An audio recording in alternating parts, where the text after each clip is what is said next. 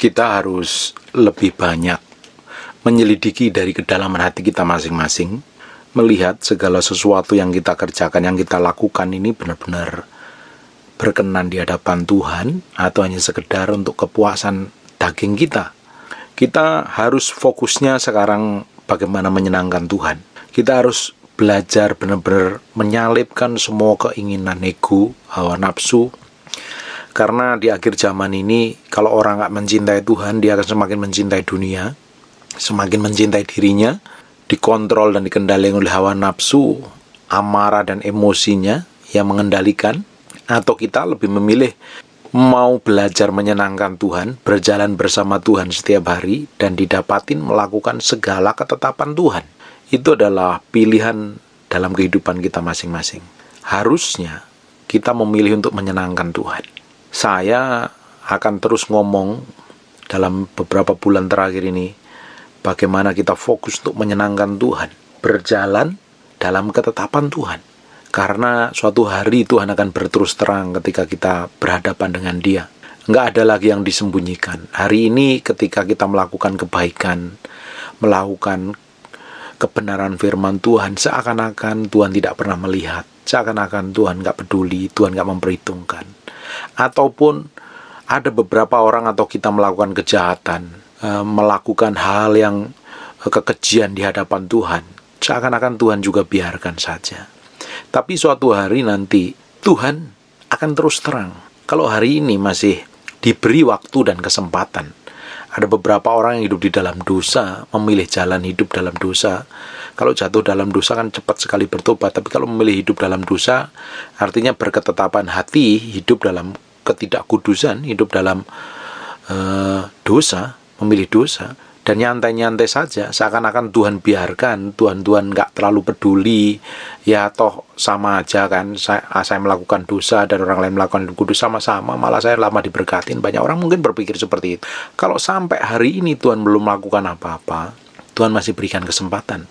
Suatu hari kalau kesempatan itu sudah selesai, habis, waktunya habis, Tuhan akan terus terang dan kita akan berurusan pribadi dengan Tuhan. Nah, hari ini yang di dalam hati kita itu yang penting. Ini berisi ketetapan Tuhan, berjalan maunya Tuhan, mau belajar berlaku, bersikap, bertindak sesuai dengan Tuhan mau atau dengan dipenuhi dengan ego, amarah, dan hawa nafsu. Itu pilihan kita dan kita harus ngecek di dalam hati kita ini.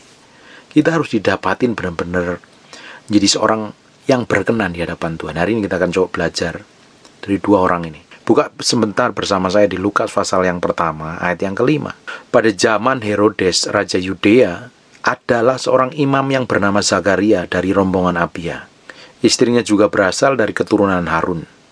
Namanya Elisabet. Ini ada seorang imam. Kalau hari ini ya hamba Tuhan, pendeta penginjil atau sejenisnya seperti itulah. Ayat yang keenam, keduanya adalah benar di hadapan Allah. Ini penting sekali. Kita ini harus didapatin benar di hadapan Tuhan. Bukan benar menurut kita sendiri. Karena segala sesuatu yang benar menurut kita sendiri itu belum tentu benar di hadapan Allah. Keduanya adalah benar di hadapan Allah.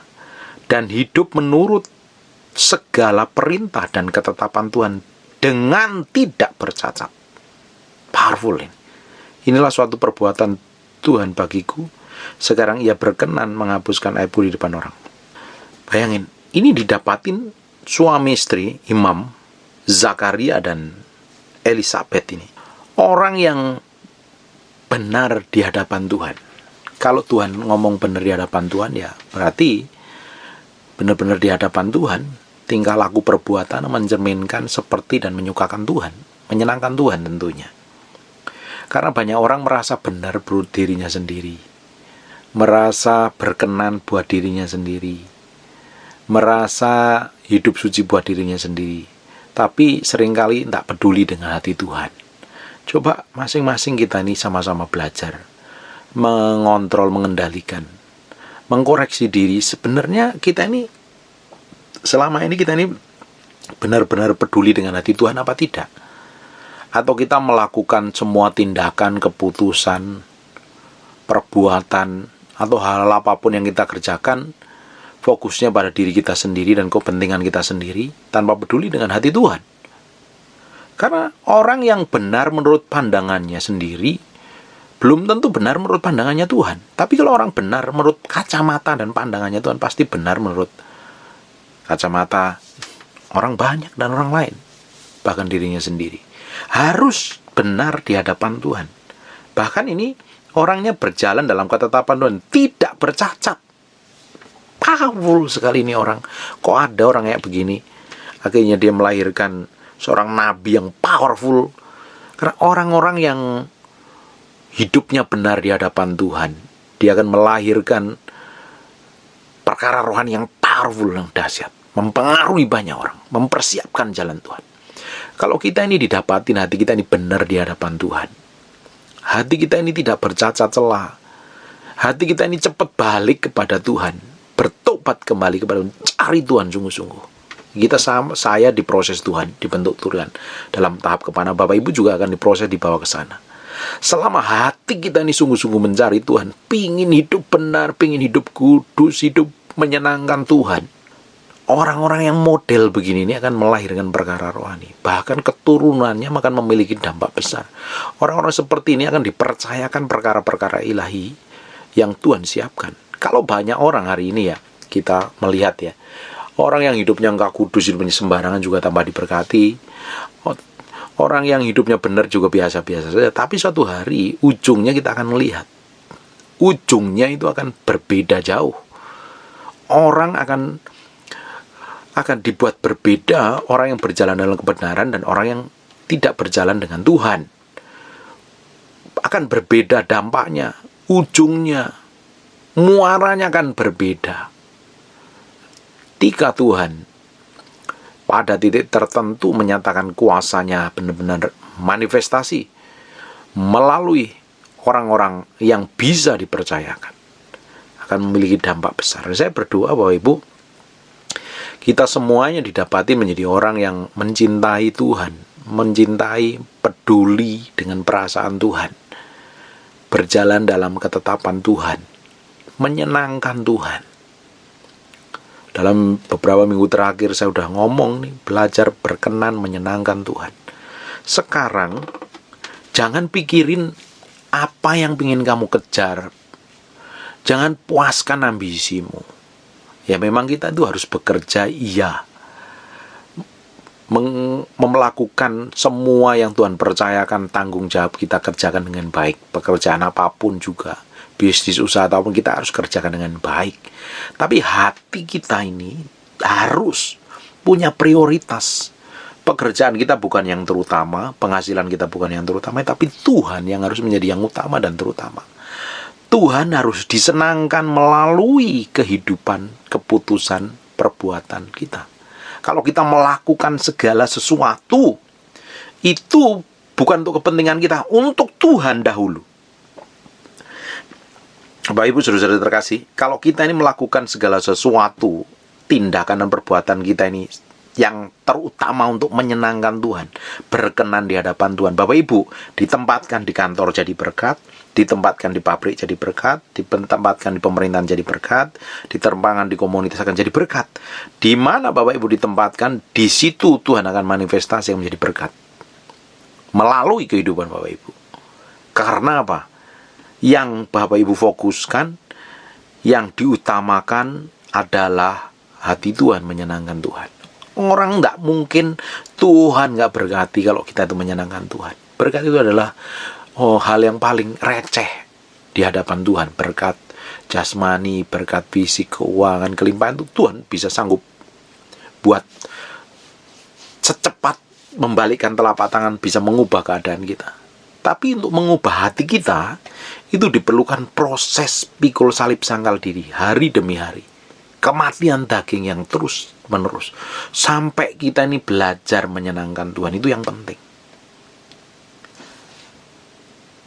Supaya Tuhan itu benar-benar disenangkan melalui tindakan dan perbuatan kita. Bapak Ibu, pelayanan. Ketika orang itu pelayanan fokusnya pada diri sendiri, yang dicapai adalah supaya terkenal, supaya hebat, supaya dilihat orang, supaya diundang kemana-mana, tujuannya untuk kepentingan pribadi. Ini dalam pelayanan loh. Kalau untuk kepentinganmu sendiri, bahwa kamu berdoa aja fokus pada diri sendiri, gak peduli dengan tujuan Tuhan dalam hidupmu. Kalau kita ini jadi orang yang egois, ikut Tuhan tuh egois tuh. Kita bisa mudah menghakimin orang lain. Pakai firman lagi untuk menghakimin, merendahkan, berkata-kata yang merendahkan orang lain, menghancurkan orang lain. Sebenarnya fokusnya untuk diri sendiri. Bayangin Bapak Ibu, kalau kita ini fokus pada diri sendiri, kita menjadi orang yang serakah loh. Serakah, tamak, jahat, dan tidak tentunya berkenan di hadapan Tuhan. Bagaimana berkenan di hadapan Tuhan? Fokusnya pada diri sendiri. Tapi kalau hati kita ini murni, belajar murni, dimurnikan, izinkan Tuhan memurnikan hatimu. Nanti Tuhan akan proses. Bagaimana caranya itu terserah Tuhan. Nikmatin saja. Minta Tuhan proses hatimu, dimurnikan setiap hari. Dimurnikan setiap hari. Dibentuk setiap hari. Motivasinya diluruskan setiap hari. Diluruskan setiap hari. Pak, Bapak udah diluruskan belum? Bapak udah dimurni belum? Saya itu lagi sedang proses dimurnikan. Dibuat hati saya itu semakin hari semakin murni, didapati berkenan di hadapan Tuhan. Diproses, dibentuk, tidak enak. Saya ngalami. Karena saya ingin didapatin suatu hari berkenan. Jadi hamba yang berkenan di hadapan Tuhan. Bukan berkenan di hadapan manusia. Orang berkenan, melakukan berkenan di hadapan manusia karena ada embel-embelnya. Ada ujungnya itu, ada sesuatu yang ingin didapatin. Kita, kekristenan kita, harusnya tidak berhenti sampai percaya, tapi belajar menyenangkan Tuhan. Karena rata-rata yang dengerin khotbah saya ini kan orang-orang yang sudah percaya, orang Kristen kan. Level kekristenan harus bertambah, masuk ke dalaman Tuhan, mengenal tujuan Tuhan dalam hidup kita. Ini penting. Kalau tidak, kita akan jadi manusia yang egois loh. Tidak peduli dengan Tuhan. Masa bodoh, yang penting akulah. Kebutuhanku, kepentinganku, kepentingan keluargaku. Yang orang lain mentar dululah. Kita dipanggil Tuhan itu bukan untuk muasin ego dan hawa nafsu kita. Kita dipanggil Tuhan untuk menjadi kepanjangan tangannya. Melakukan semua rencananya yang Tuhan tetapkan dalam kehidupan kita. Kita dipanggil Tuhan bukan untuk memuasin hawa ego diri kita sendiri loh. Bayangin, Bapak Ibu, beberapa orang yang sedang diproses Tuhan, dibentuk Tuhan. Kadang memang diizinkan Tuhan seperti itu. Untuk membentuk hatimu supaya motivasi hatimu itu benar di hadapan Tuhan. Karena kita ini seringkali merasa udah benar di hadapan Tuhan dan di hadapan orang lain. Kalau kita ini sudah merasa benar, belum tentu benar di hadapan Tuhan loh. Malah banyak nggak benarnya di hadapan Tuhan. Kita harus didapatin benar-benar benar di hadapan Tuhan. Berkenan. Menyenangkan Tuhan. Ini baru hidup yang memiliki dampak yang powerful. Sekarang kita lihat orang yang kedua. Di Kejadian pasal yang kelima ayat 22. Dan Henokh bergaul dengan Allah selama 300 tahun lagi. Ini orang bergaul dengan Tuhan selama 300 tahun loh. Setelah itu ia memperanakkan Metusalah dan ia memperanakkan anak laki dan perempuan. Sekarang kembali ke Kejadian pasal yang ke-5 ayat yang ke-24. Dan Henokh bergaul dengan Allah, lalu ia tidak ada lagi sebab ia diangkat Tuhan. Ini orang yang bergaul dengan Tuhan, itu pasti berkenan di hadapan Tuhan. Kemarin kita bahas, kalau kita ini mau benar mati daging setiap hari, ya masuk dalam penyembahan, masuk dalam keintiman. Karena cara tercepat untuk mati daging adalah masuk dalam penyembahan, dalam keintiman dengan Tuhan, bergaul dengan Tuhan setiap hari. Karena sebelum bergaul, kita koreksi diri kita. Kalau kita didapatin bercacat celah dan tidak kudus di hadapan Tuhan, ya kita perlu bertobat kan. Kita semakin banyak masuk dalam hadirat Tuhan, perlu banyak pertobatan. Itu penting sekali. Ini Henokh bergaul dengan Tuhan selama 300 tahun lagi loh. 300 tahun lebih dia bergaul dengan Tuhan. Bayangin, ini orang kalau hamba Tuhan ini hidup hari ini, pasti urapannya powerful. Kemana-mana terjadi kesembuhan, mujizat, tanda-tanda ajaib. Baru ngomong sepatah kata aja setan kalang kabut dan powerful. Ini orang powerful sekali. Dan ini hamba Tuhan langka. Nah sekarang hamba Tuhan seperti Zakaria Dan Henokh ini adalah langka. Bahkan orang Kristen hari ini langka. Tapi saya berdoa akan muncul orang-orang yang haus dan lapar akan Tuhan.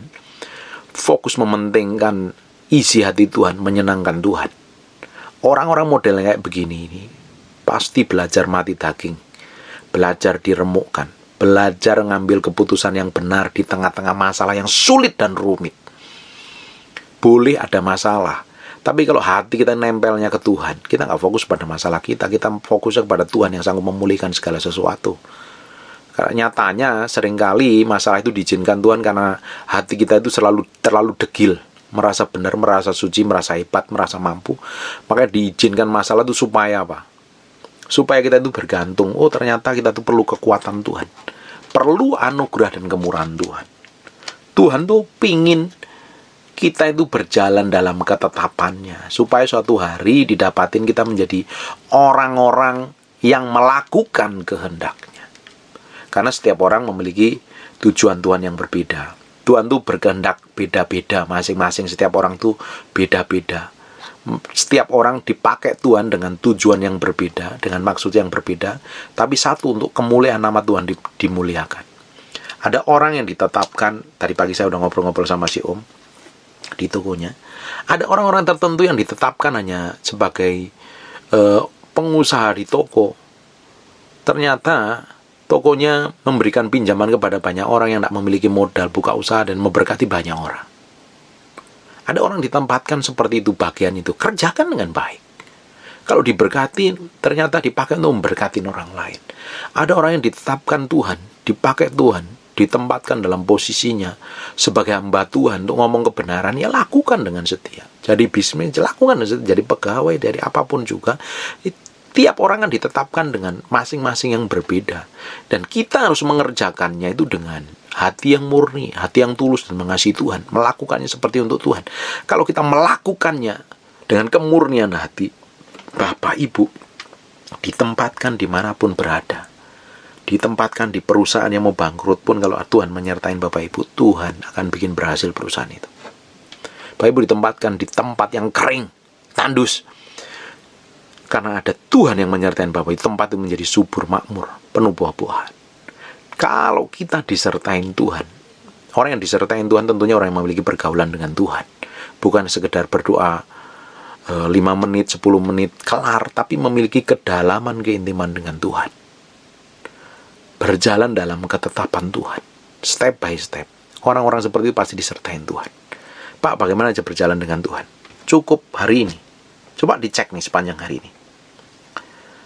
Sepanjang hari ini bikin kesalahan apa? Melakukan hal yang berkenan di hadapan Tuhan apa? Hari ini melakukan kesalahan ini, bertobat, balik kepada Tuhan. Besok jangan lakukan lagi. Besok berjalan dalam kebenaran. Minta petunjuk Tuhan, bergaul dengan Tuhan, intim dengan Tuhan. Kalau intim dengan Tuhan itu bukan hanya sekedar datang ke gereja, datang ke menara doa, berdoa 2 jam. Bukan. Intim dengan Tuhan itu hatimu tuh nempelnya kepada Tuhan. Dan hati yang nempel kepada Tuhan, pikiran perasaan nempel kepada Tuhan, itu tidak bisa instan. Itu dimulai dulu. Tubuh kita itu perlu dilatih dulu berdoa. Waktu sejam 2 jam setiap hari. Lama-lama, kalau kita udah lakukan setiap hari, lama-lama daging ini tunduk. Nggak perlu berlutut di kamarmu, kamu bisa berdoa dimanapun berada, karena sudah biasa latihan. Tapi kalau orang berdoa, saya udah ke gereja, sudah menara doa, sudah intim dengan Tuhan, ya betul itu doa korporat, tapi belum tentu kamu ngerti kehendak Tuhan yang sesungguhnya. Jangan-jangan kamu hanya mengikuti acara rutinitas gereja saja. Penting setiap pribadi kita itu memiliki hubungan pribadi dengan Tuhan. Setiap kita harus mengalami pengalaman pribadi dengan Tuhan, keintiman dengan Tuhan. Orang-orang yang mengalami keintiman dengan Tuhan ini pasti hidup dalam ketetapan Tuhan, hidup tidak bercacat celah. Memang kita ini tidak bisa hidup kudus 100%, wong kita masih daging, tapi kita nggak bisa lagi hidup dalam dosa. Kita bisa jatuh dalam dosa, tapi kita nggak bisa hidup lagi dalam dosa.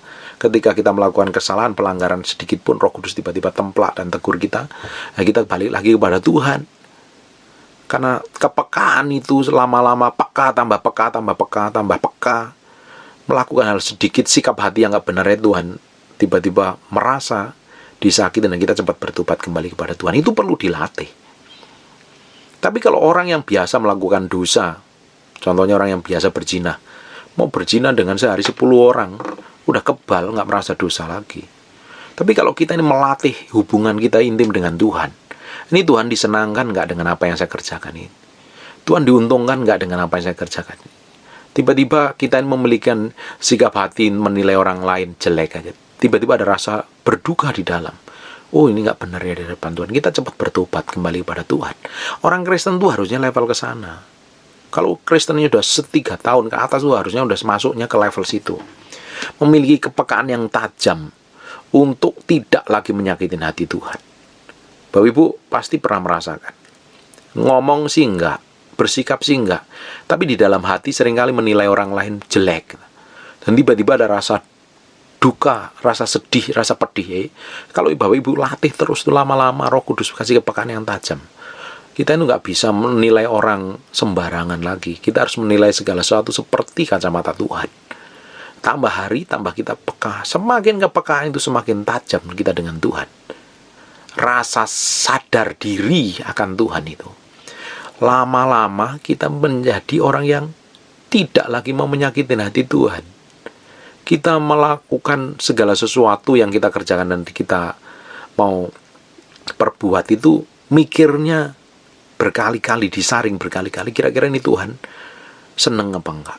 Ini Tuhan kira-kira disukakan apa enggak? Atau Tuhan malah enggak suka, berduka dengan perbuatannya. Kalau orang mengalami ke level situ, saya percaya tambah hari orang-orang seperti ini akan memiliki kedalaman dengan Tuhan.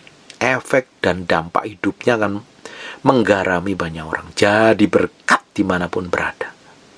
Ini yang Tuhan mau. Bukan yang sekedar melakukan semua untuk kepentingan diri sendiri.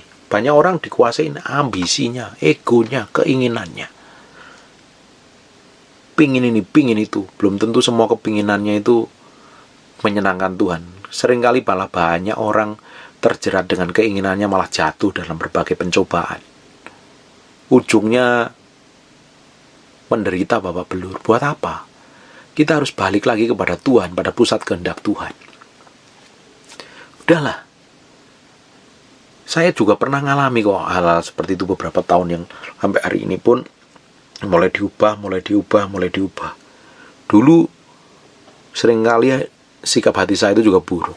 Saya ngelihat beberapa akhir-akhir ini juga ngelihat orang tuh ngakunya pelayanan Tuhan, ngakunya punya gelar tinggi, belajar teologi yang dalam dengan Tuhan, tapi kata-katanya selalu menyakitkan satu dengan yang lain.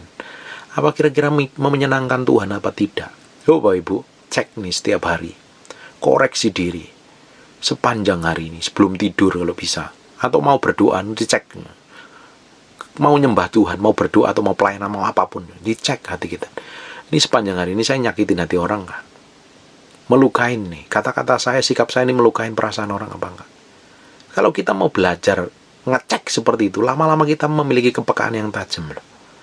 Lama-lama tanpa kita sadarin kita itu mau hidup berkenan di hadapan Tuhan. Belajar mengejar perkenanan Tuhan. Bukan mengejar apa saja yang kita mau, yang kita ingin. Kita harus belajar benar-benar menyenangkan hati Tuhan. Menyenangkan hati Tuhan. Dan harus didapati menjadi orang yang benar-benar melakukan apa yang Tuhan mau. Henok bergaul selama 300 tahun lebih. Saya nggak tahu ini orang powerfulnya dengan Tuhan itu seperti apa. Nanti kalau saya udah ke surga, salah satu orang yang saya ingin tanyain adalah Henok. Saya ingin banyak tanya hal. Kok bisa sih berdoa 300 tahun dan didapatin berkenan, tidak bercacat celah? Apa rahasianya? Bagaimana itu menghadapi masalah tekanan? Mereka punya anak, punya istri loh. Tapi memiliki pergaulan keintiman dengan Tuhan. Dia hidupnya diangkat Tuhan sampai hari ini. Saya ingin mengalami seperti itu. Ini orang mati terhadap dirinya sendiri. Ketika orang lain sakitin, dia gak fokus dengan perasaan. Dia fokus dengan hati Tuhan. Ketika dilukain, dia gak ingin balas. Yang dipikirin adalah hati Tuhan. Tuhan, gue mesti lakuin apa ini? Aku berdiam, aku memberkati atau ngapain ini? Ketika ditipu, difitnah, dituduh, dia gak ingin bela diri, tapi dia tenang dalam hadirat Tuhan, pengen kenal Tuhan, Tuhan mau apa. Dan untuk sampai ke sana itu kan diperlukan mati daging setiap hari. Tidak semua orang bisa melakukan seperti itu. Makanya kekristenanmu akan teruji ketika kamu menghadapi masalah dan tekanan. Reaksimu itu menentukan kamu itu seperti apa. Sadis, ganas seperti serigala yang haus darah, atau malah seperti anak-anak Tuhan. Makanya Tuhan ngomong, kalau kamu dimusuhin, dicaci, difitnah, itu malah memberkati. Itu praktek hidup sehari-hari. Nggak gampang itu memang. Kalau orang yang kepahitan, sakit hati, punya luka batin kan bikin balas. Enak aja gua disakitin. Memang siapa lo? Kan seringkali manusia daging ngomong begini, gua hidup nggak minta makan sama kamu kok. Ngapain mau nyakitin saya? Gigi ganti gigi, mata ganti mata. Itu kan prinsip orang dunia. Kita ini adalah orang-orang yang hidup dalam kebenaran. Yang kita kejar kalau bukan menyenangkan Tuhan, apalagi perkenanan Tuhan, menyenangkan Tuhan.